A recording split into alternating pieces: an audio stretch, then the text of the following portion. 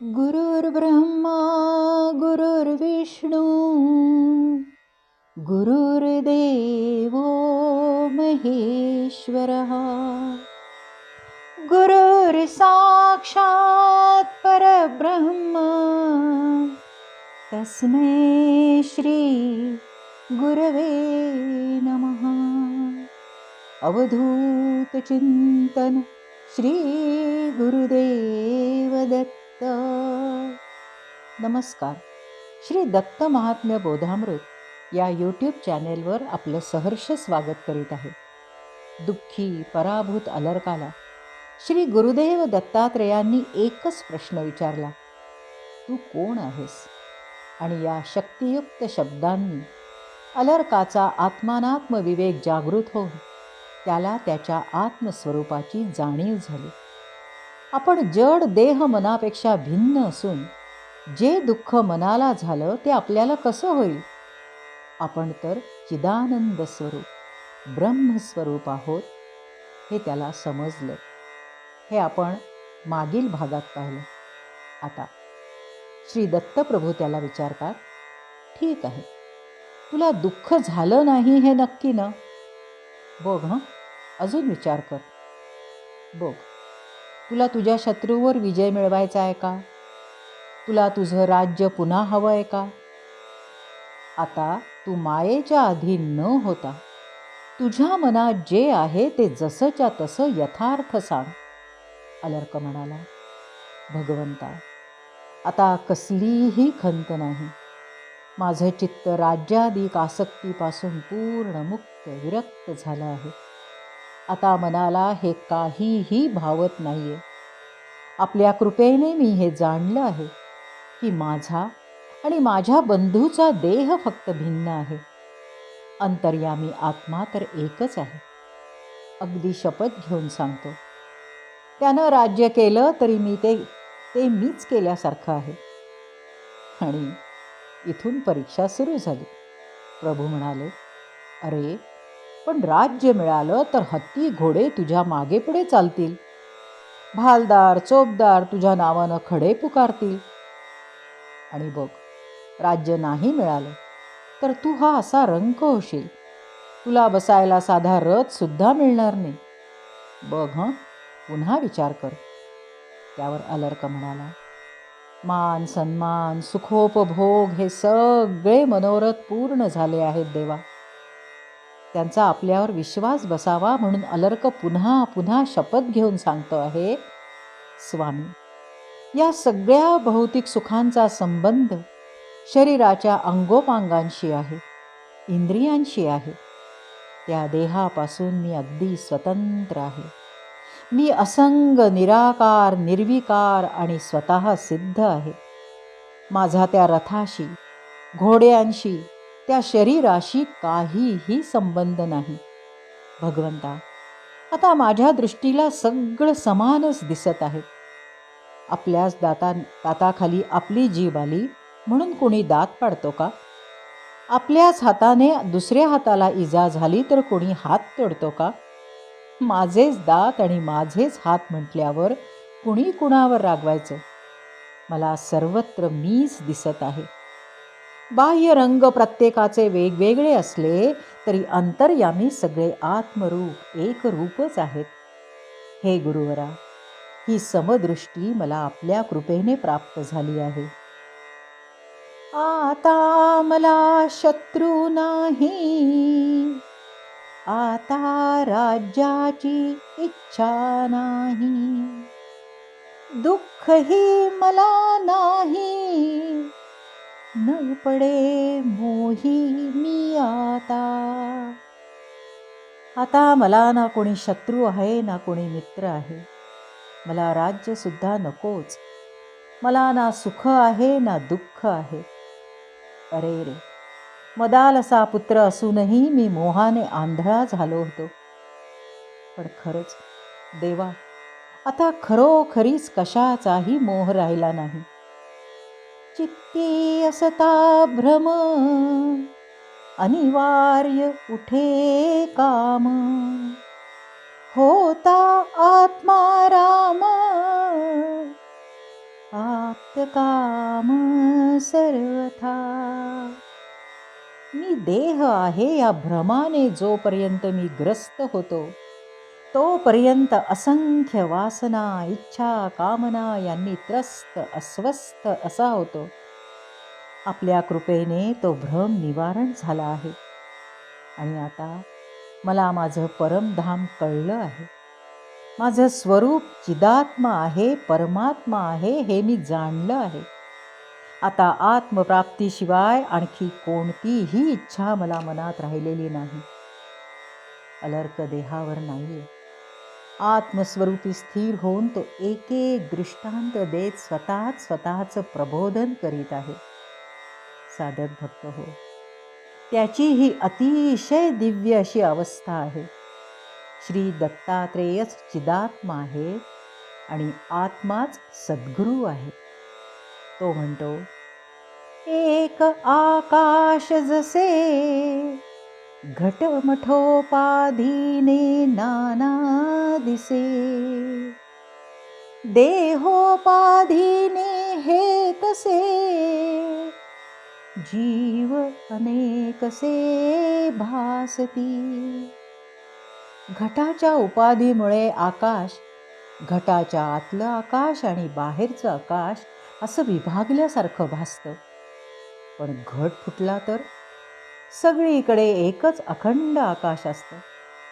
असंच एकापेक्षा जास्त घट घेतले तर प्रत्येक घटातलं आकाश भिन्न भिन्न आहे असा भास होतो. पण प्रत्यक्षात सर्वत्र एकच समरस असं आकाश असतं.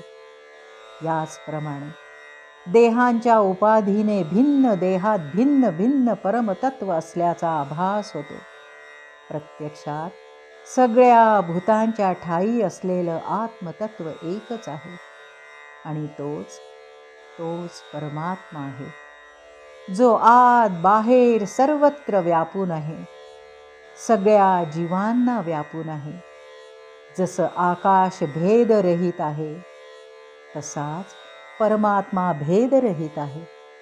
तसंच देहामुळे मर्यादित झाल्यासारखा वाटला तरी प्रत्यक्षात अमर्याद आहे.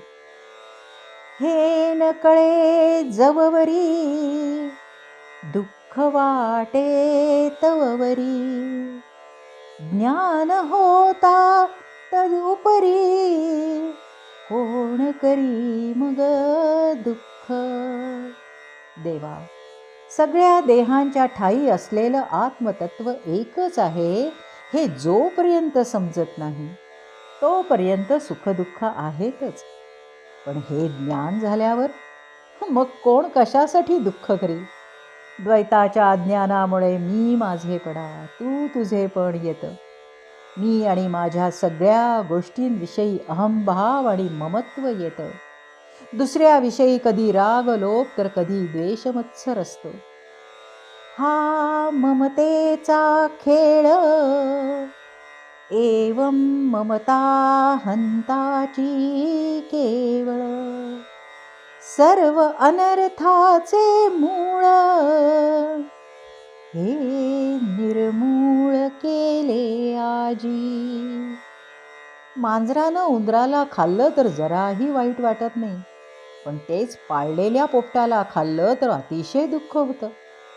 आपल्या मुलाला साधं खर्चटलं तरी मन खिन्न होतं, पण शत्रूची पोरं मेली तर थोडंही दुःख होत नाही. हा सगळा ममतेचा खेळ आहे. आणि अहंता, कुणी मला जरा बरं म्हटलं, माझी स्तुती केली तर माझा अहंकार सुखावतो. पण जरा कुणी वाईट म्हटलं, जरा छीतू केलं की मनाला असं काही झोंबतं की अहंकार नागासारखा फणा काढून फुत्कारतो. या ममता आणि अहंता या दोन भावना सगळ्या अनर्थाच्या मुळाशी आहेत. पण स्वामी, आपण माझ्यावर परमकृपा केली. माझ्या हृदयात अद्वैताचा ज्ञानाचा दीप उजळला.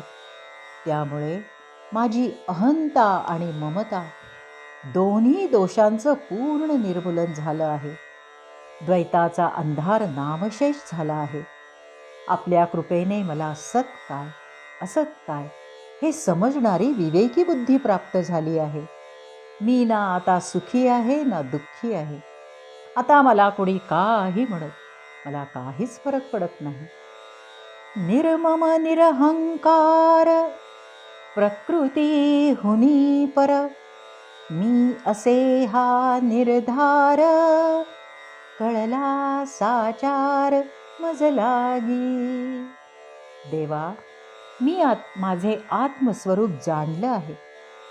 ते तर ममत्व आणि अहंकार या दोन्हीपासून पूर्णपणे निराळं आहे. मी आत्मा, निर्मम आणि निरहंकारी आहे हे मी जाणलं आहे. मी आत्मा आहे, प्रकृती नाही, हा माझा पक्का निर्धार झाला आहे. साधक भक्त हो, आपण वंदन भक्तीचं चिंतन यापूर्वी केलेलं आहे. वंदन भक्ती करणाऱ्यांमध्ये सर्वश्रेष्ठ भक्त अलर्क आहे. आणि वंदन भक्तीचं मूळ तत्व काय आहे? समदृष्टी. ही समदृष्टी अलर्काला इथं प्राप्त झाली आहे असं दिसतं. श्री सद्गुरू माऊलींच्या केवळ एका कृपादृष्टीने, त्यांच्या एका प्रश्नाने अलर्काला शक्तिपात दीक्षा झाली होती. सद्गुरू माऊलींचा सत्संग लाभला होता. तो मदालसा पुत्र होता, मुळातच अधिकारी शिष्य होता.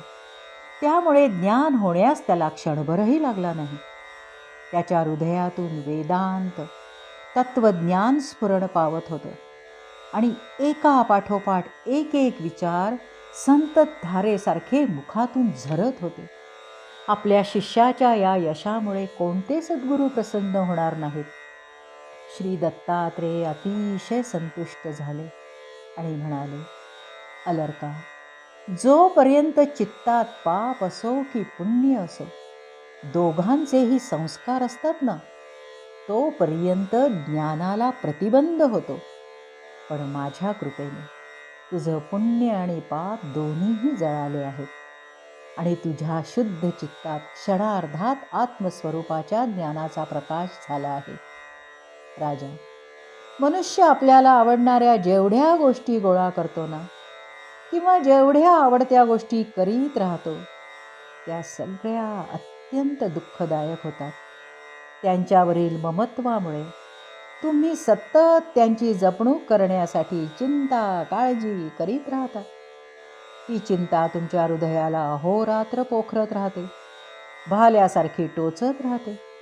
त्या गोष्टीवरील ममत्वाने, आसक्तीने तुम्ही त्या गोष्टींशी घट्ट बांधले जाता. पण विवेक प्राप्त होऊन ज्या क्षणी ही आसक्ती आणि ममत्व संपुष्टात येतं, त्याच क्षणी तुम्ही त्या बंधनातून मुक्त होता. अलर्का, कसं ते बघ. द्वेपदे बंध मोक्षाय न ममेति ममेति च, ममेति बध्यते जंतुः न ममेति विमुच्यते. ममेति आणि न ममेति हे दोन शब्द माणसाच्या बंधन आणि मोक्षास कारणीभूत आहेत. अरे, एखादी गोष्ट माझी आहे असं जेव्हा आपण म्हणतो ना, तोपर्यंत तिच्या प्रेमबंधनात माणूस बद्ध राहतो. त्या माझेपणामुळे त्या गोष्टीविषयी प्रेम, ममत्व, अहंता सगळं काही येतं. त्या गोष्टीला माणूस जीवापाड जपतो. पण ज्या क्षणी ती गोष्ट माझी नाही असं तो म्हणतो, त्याच क्षणी त्या गोष्टीविषयीच्या सगळ्या भावभावनांतून मुक्त होतो. मम बद्ध करतो, तर न मम मुक्त करतो. अलर्क, ज्या विमनस्क स्थितीत श्री प्रभूंकडे आला होता, त्या पार्श्वभूमीवर हा उपदेश किती अनमोल आहे याचा विचार करावा. राज्य, सत्ता, नातलग, मित्र सगळ्यांना माझं माझं म्हणून त्यांच्या ममत्वाच्या बंधनात अडकला होता. केवळ ते सगळे माझे नाही एवढंच म्हणायचा अवकाश की तो सगळ्या दुःखातून मुक्त होऊ शकतो. पण अलर्क तर देह मन सुद्धा माझं नाही म्हणण्याच्या उच्च अवस्थेत पोचला होता. जितके श्रेष्ठतम सद्गुरू, तितकाच अधिकारी शिष्य असला की सद्गुरू कृपा क्षणार्धात कार्य करते, ती ही अशी. प्रभूसुद्धा कौतुकाने म्हणतात, तुझी माता वरिष्ठा, सर्वदा ब्रह्मनिष्ठा, जी मान्य योगनिष्ठा, तपोनिष्ठा वंद्य जी. राजा, तुझी माता मदालसा अत्यंत महान ब्रह्मनिष्ठा होती. योगनिष्ठ तिला मान देत असत, तर तपोनिष्ठ तिला वंदन करीत असत. अशा मातेच्या समर्थ कुशीत तू जन्म घेतलास, अशा मातेचं दूध प्यायलास. त्यामुळे माझी कृपा होण्याचा अवकाश. तुझं अंतःकरण तात्काळ शुद्ध झालं आणि तुला ज्ञान प्राप्त झालं. ही मात साधू संगाची, कोण तुलना करील त्याची. नो हे क्षण सत्संगाची, आणि स्वर्ग सुखाची बरोबरी. अलर्का, हा साधूच्या संगतीचा महिमा आहे. अगदी काही क्षणाच्या सत्संगामुळे प्राप्त होणाऱ्या सुखाची बरोबरी स्वर्ग सुखाशी सुद्धा होऊ शकत नाही. बरं, तुला मातेच्या आदेशाप्रमाणे हा सत्संग घडला, म्हणूनच विवेक आणि वैराग्य मनामध्ये पूर्ण ठसला आहे. एकच प्रश्न मी केला आणि तुला आत्मज्ञान झालं. अरे, जसं वाऱ्याच्या झोतानं सावरीचा कापूस सैरभैर उडून जातो ना, तितक्या सहजतेनं तुला आत्मज्ञान होताच. त्या ज्ञानामुळे तुझी अहंता ममता पार उडवून लावली आहे बघ. हा त्या ज्ञानाचा प्रताप आहे. अलर्का, अज्ञानाचा वृक्ष कसा असतो माहिती आहे? अविवेकी मनात अज्ञानाचं बीज रुजतं, त्याला अहंकाराचा कोंब फुटतो आणि अज्ञानाचा वृक्ष वाढू लागतो. त्या वृक्षाला ममतेच्या विस्तीर्ण फांद्या फुटतात. त्या ममतेच्या फांद्यांवर घर, क्षेत्र, धन अशा छोट्या छोट्या डहाळ्या फुटतात. त्या डहाळ्यांवर पत्नी, मुलं, नातलग यांची पालवी फुटते. मग पुण्य आणि पापकर्मांची प्रारब्धरूपी सुख किंवा दुःख अशी फळं येतात. हा अज्ञानरूपी संसार वृक्ष मोक्षाच्या मार्गाला पूर्णपणे व्यापून टाकतो. हा वृक्ष हा केवळ मायेचा खेळ आहे. बरं, इथं कुठलंही सुख प्राप्त होणार नाही. म्हणून असंग शस्त्र घेऊनी हा वृक्ष मुळापासूनी, तोडून टाकिला ज्यांनी मार्ग त्यांनी मिळविला. अलर्का, न मम म्हणावे म्हणजे ममत्वातून मुक्त होता येईल. एकदा की अहंता महमता संपली की त्या गोष्टींच्या विषयांपासून तुझा संग तुटेल. हे असंगाचं अर्थात वैराग्याचं धारदार शस्त्र घे आणि हा संसाराचा अज्ञानरूपी वृक्ष तोडून टाक. ज्याने असा तो तोडून टाकला त्याला मोक्षाचा मार्ग प्रशस्त होतो आणि त्या मार्गावरून जाऊन तो ब्रह्मपदाला पोचतो. ब्रह्माशीच एक रूप होऊन जातो. ब्रह्मरूपी होतो हे नक्की. हे राज्य, माणसांनी भरलेली गावं, स्थावर जंगम, विविध नामरूपांनी नटलेली सृष्टी, हे सगळं सगळं मायेचं अगाध कर्म आहे. जे हे देह, मन, इंद्रिय आहेत तेही मायेचंच क्षेत्र आहे. या सगळ्यांपेक्षा जो क्षेत्रज्ञ आहे तो पूर्णपणे निराळा आहे. मायेचं जे जे म्हणून आहे ना ते सगळं जड आहे. त्यापेक्षा आत्मा भिन्न आहे. अरे, मासा पाण्यात राहतो पण तो पाणी असतो का? त्या जड पाण्यापेक्षा मासा पूर्णपणे वेगळा असतो. उंबराच्या फळात फिरणारी माशी फळापेक्षा पूर्ण वेगळी असते. अगदी तसंच जड देहात राहणारा आत्मा देहापेक्षा पूर्ण भिन्न असतो. देह, मन, इंद्रिय सगळी जड आहेत. त्यापेक्षा सच्चिदानंद स्वरूप जीवात्मा पूर्णपणे वेगळा आहे. हा विवेक ज्याला प्राप्त होतो ना तो जगात धन्य होतो. आणि अलर्का, तू ही धन्य आहेस कारण हे तू जाणलं आहेस. सद्गुरूंना अशाच अधिकारी शिष्याची नेहमी अपेक्षा असते, जो केवळ कृपादृष्टी पडताच कृतार्थ होतो, ज्ञानप्राप्ती करतो. अन्यथा गुरुशिष्य या नात्याने शिष्याला ज्ञानप्राप्तीसाठी सद्गुरूंची कित्येक वर्ष सेवा करावी लागते. साधक भक्त हो, कार्तवीर्य अर्जुनाला सद्गुरू माऊलींनी ज्ञान प्राप्त करण्यासाठी उपदेश केला आहे. पण अलर्काला पहिल्याच भेटीत ज्ञान प्राप्त झाल्यानं त्याला केलेला उपदेश ज्ञान स्थिर होण्यासाठी आहे. त्याची वंदन भक्ती ही सुद्धा ज्ञानोत्तर भक्ती आहे. असं इथं 31वा अध्याय संपन्न होतो.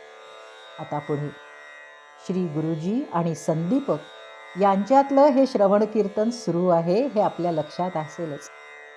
त्यामुळे आपल्याच मनातला एक प्रश्न दीपक त्याच्या गुरुमाऊलींना विचारतो, श्री दत्तात्रयांनी अलर्काला आणखी कोणता उपदेश केला?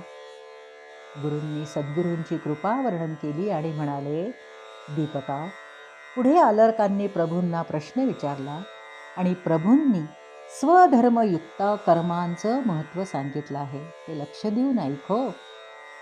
अलर्क भावभक्तीने गदगद होऊन म्हणाला, स्वामी, आपला पूर्ण प्रसाद मला प्राप्त झाला आहे.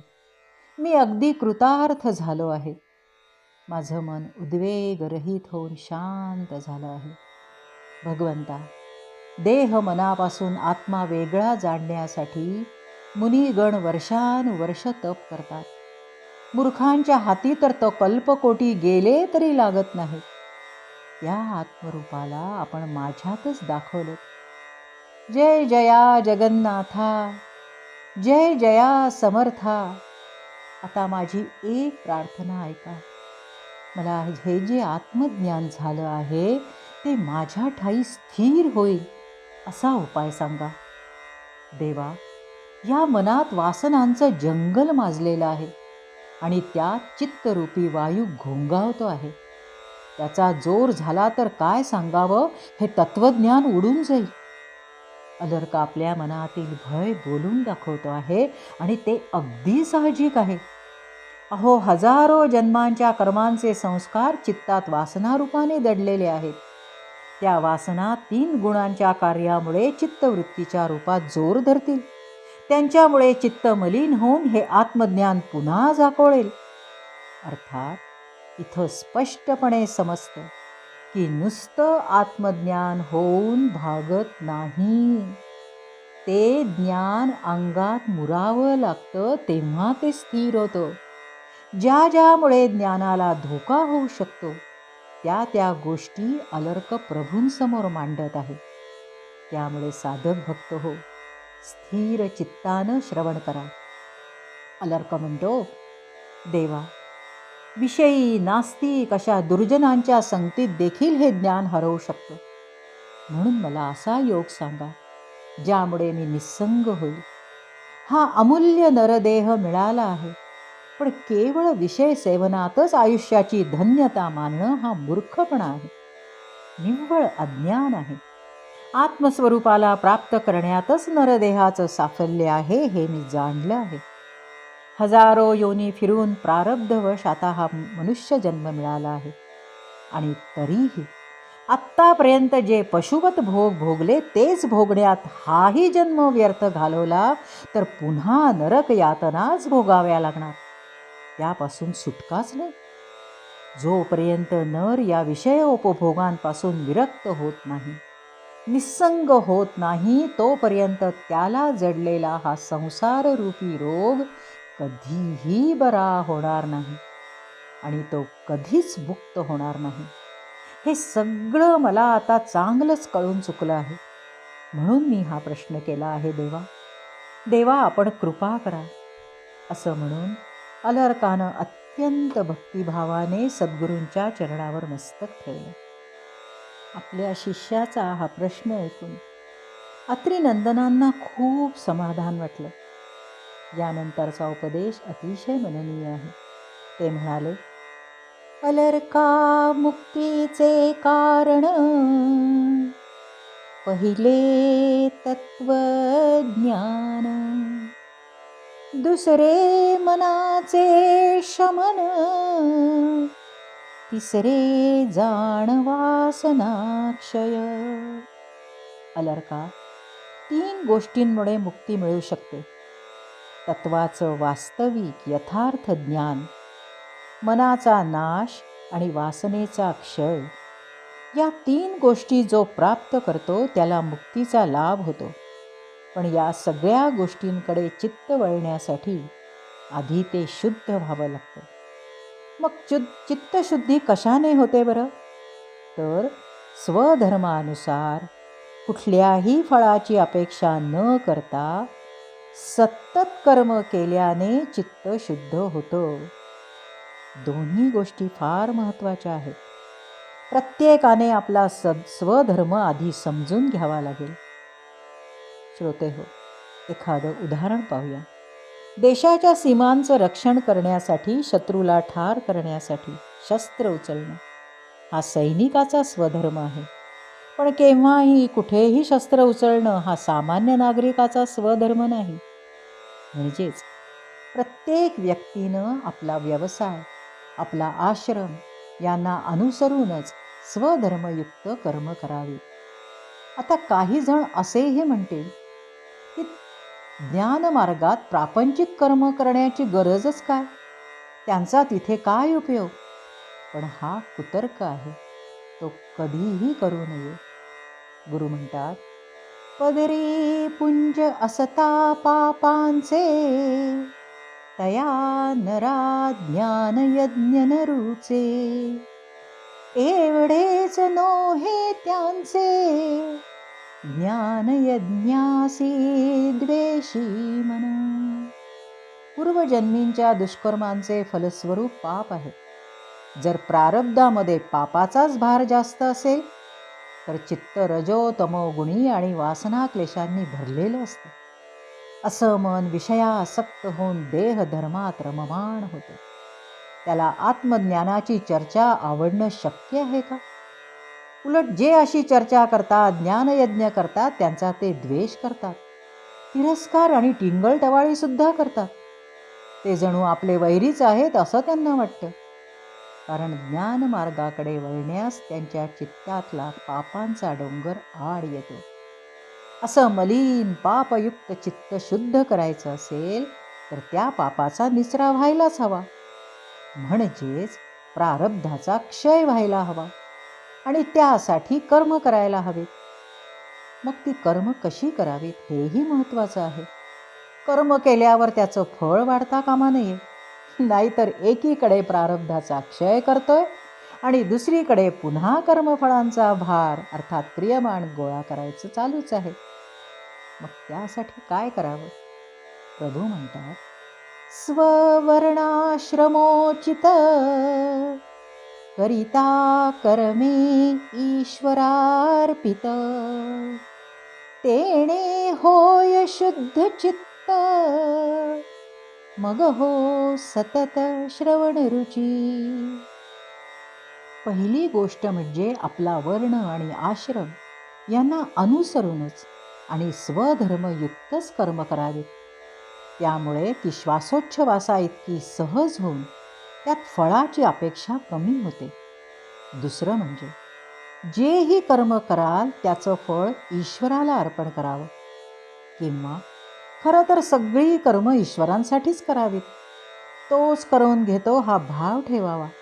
म्हणजे आपोआपच त्यांची फळंसुद्धा ईश्वरार्पण होतील. अशी कर्म सातत्याने करीत राहिल्यास प्रारब्धाचा भाग कमी होऊन रजो तमो गुण आणि त्यांच्यामुळे येणारे क्लेश, त्यांचं प्राबल्य हे सुद्धा कमी होत जातं. आणि मग चित्त हलकं सत्वगुणी होतं. चित्ताची शुद्धी जसजशी होते, जसजसे ते सत्वगुणी होऊ लागते, तसतशी त्याला सत्संगाची ओढ वाटू लागते. ज्ञानचर्चा ऐकण्यात रुची वाढू लागते. जे श्रवण केलं त्याचं मनन चिंतन होऊ लागतं. असं प्रभू यानंतर स्वधर्मयुक्त निष्काम कर्मयोगाचं महात्म्य समजावून सांगत आहेत. हे आपण पुढील भागात पाहू. आज इथंच थांबू. अवधूत चिंतन श्री गुरुदेव दत्त. दिगंबरा दिगंबरा श्रीपाद वल्लभ दिगंबरा. दिगंबरा दिगंबरा श्रीपाद वल्लभ दिगंबरा. दिगंबरा दिगंबरा श्रीपाद वल्लभ दिगंबरा.